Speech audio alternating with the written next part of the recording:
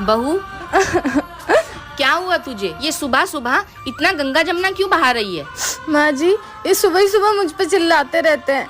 मेरी गलती नहीं भी होती फिर भी मुझे डांटते हैं। गलती है तेरी और तेरी ही गलती है।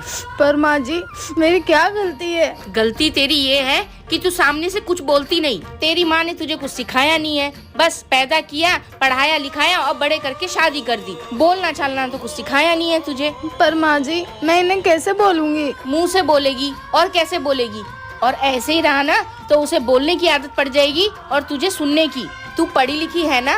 हाँ जी माँ जी। क्या मतलब तेरा इतना पढ़ा लिखा होने का? आग लगा दे इन सारी डिग्रियों को। तेरे साथ गलत होने पे तू कुछ बोल ही नहीं सकती। माँ जी, मैं नहीं सुनूंगी आज के बाद इनका गलत। मैं बोल दूंगी इनको।